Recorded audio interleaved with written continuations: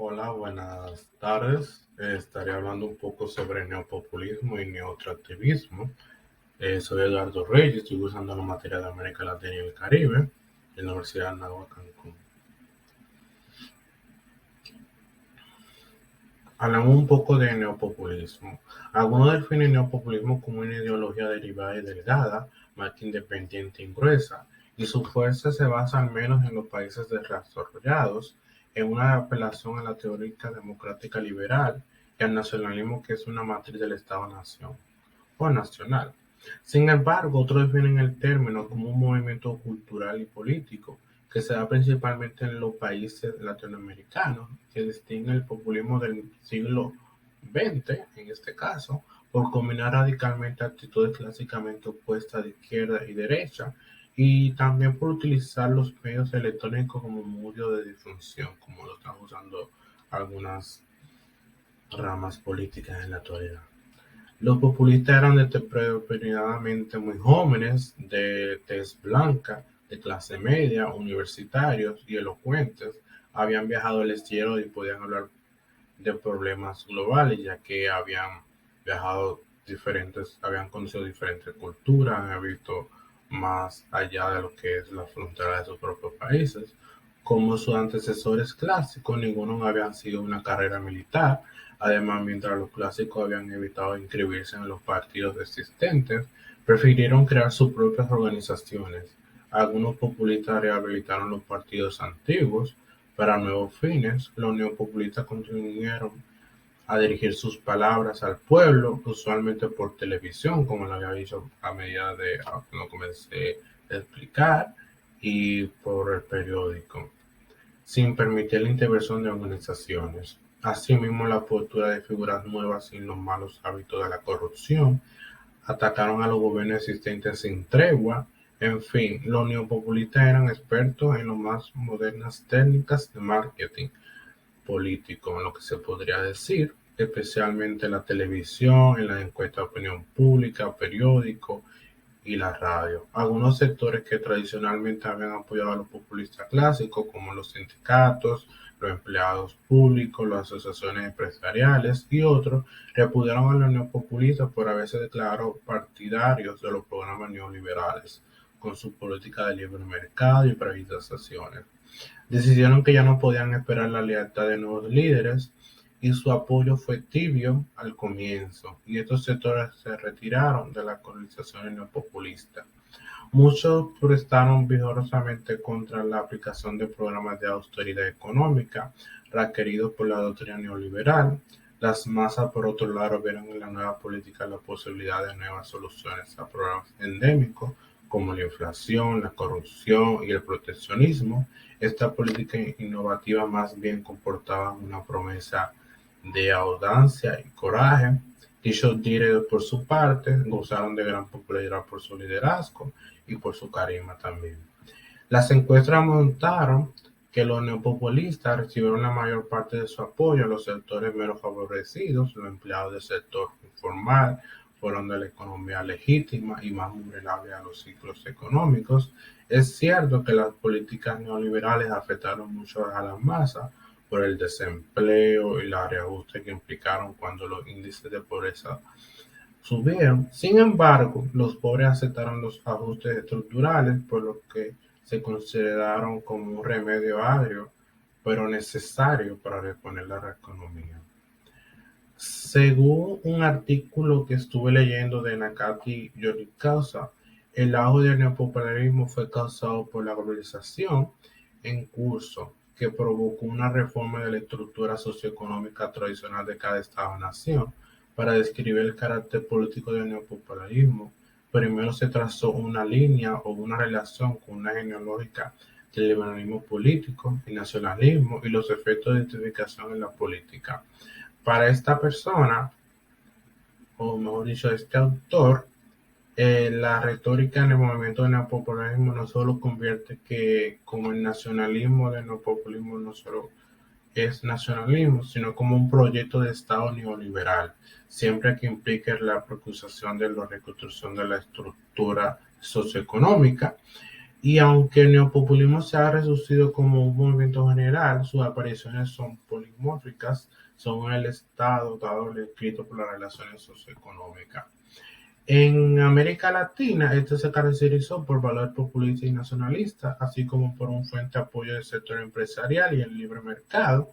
Este se originó en Argentina durante la década de 1990, si no me equivoco, pero se convirtió en una fuerza importante en otra parte de América Latina del Sur en los últimos años.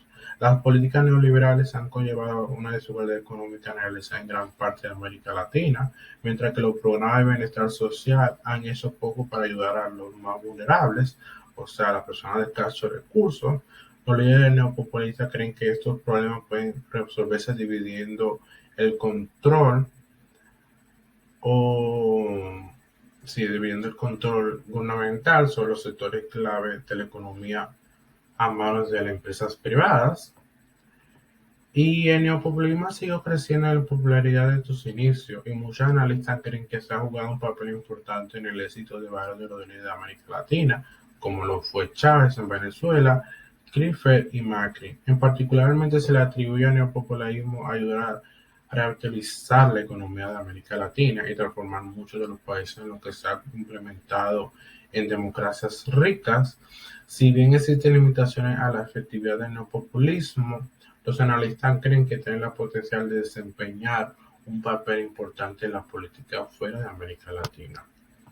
Ahora hablando del otro tema, neotractivismo. El neotractivismo es una forma relativamente nueva de extracción de recursos que involucra la explotación de los recursos naturales de una manera ambiental y socialmente destructiva. El neotractivismo ha sido identificado como uno de los principales impulsores de la degradación ambiental, los conflictos sociales, el desplazamiento de personas, o sea, gracias a eso se dieron los primeros inicios de la migración y las violaciones de los derechos humanos en América Latina. La razón principal de esto es que los proyectos neotractivistas generalmente se basaban en los niveles insostenibles de actividad extractiva, como poca consideración por el medio ambiente y en el bienestar de las personas. El neotractivismo es una nueva forma de tractivismo que se originó en América Latina a fines del siglo XX. Es un término del sistema económico que gira en torno a la extracción de los recursos naturales, como ya lo había mencionado anteriormente, como el petróleo, el gas y los minerales de la tierra. Este es diferente del extractivismo tradicional, que se basa en la extracción forzada de recursos del suelo. Es más sostenible porque permite la explotación de los recursos naturales al tiempo que protege el medio ambiente. De tal forma, este mismo funciona en América Latina basado a los ricos recursos naturales de la región. Posee una gran cantidad de recursos de petróleo y de minerales que se pueden extraer de manera rentables. Estos recursos son abundantes en países como Venezuela, que ustedes saben que es riquísimo en petróleo, Brasil y Bolivia también. Por lo tanto, esta teoría ha favorecido en estos países porque los gobiernos de estos países han permitido que las empresas privadas extraigan dichos recursos. Las consecuencias de esta para América Latina son negativas, ya que las empresas suelen ser despiadadas en su búsqueda de beneficios. O sea, a menudo están dispuestas a dañar el medio ambiente para obtener estos recursos. Esta práctica ha causado daño ambiental en países predominantes como son Venezuela y Brasil. Anteriormente hubo un problema con la fauna y la flora en Brasil en años anteriores de la pandemia. Adicionalmente, esto ha provocado una inflación y desempleo en estos países. Por ejemplo, en Brasil, la inflación ha causado pobreza generalizada y desigualdad social. En consecuencia, los pueblos de América Latina han sido más afectados por esta teoría. En este mismo momento, usted no puede visitar Brasil porque la seguridad no es muy buena, las personas no tienen el empleo necesario y la inflación ha provocado esto. Una de las principales críticas que tienen estas dos teorías son las relaciones económicas. En primer lugar, el neotractivismo no cuestiona las relaciones económicas internacionales que proporcionan una inserción subordinada de los países que asumen este modelo. Los ciclos productivos de la actividad extractiva dependen completamente del exterior, de su puesta en marcha, que es una capacidad de intervención de capital, no solo en la mano de las empresas nacionales, hasta la comercialización que se realizan en los mercados internacionales. muy vulnerables. Esto se produce en gran vulnerabilidad ante las presiones de diferentes agentes económicos externos y en una gran variante a la inversión extranjera.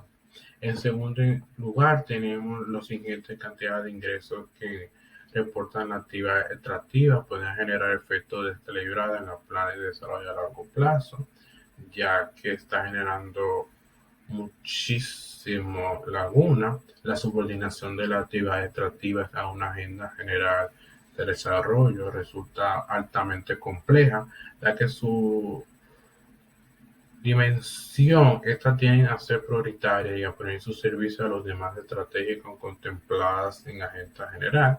Por ejemplo, en Brasil, como lo había dicho anteriormente, según la Comisión Pastoral de la Tierra, la reforma agraria proporcionada por el gobierno del Partido de los Trabajadores estarían definidas en buena medida por los agromensores. No se lleva a cabo en la tierra esta y por el contrario se promueve en la tierra donde se puede ser impulsados. En tercer lugar y último son los programas sociales que no han estado excepto de crítica. Se apunta que estos programas solo se dirigen a determinados grupos sociales o territoriales, estando acusamente internacionalizados, ya que están un poquito privatizados y a menudo tendrán un carácter meramente antisociales, con lo que se abre un contexto de desigualdad social permeable a prácticas corruptas y no legales. Hasta aquí fue todo sobre dicho tema, hablando de estas dos teorías. Espero que les haya gustado. De alguna forma les dejaré el documento del trabajo para que lo puedan verificar y ver. Muchas gracias.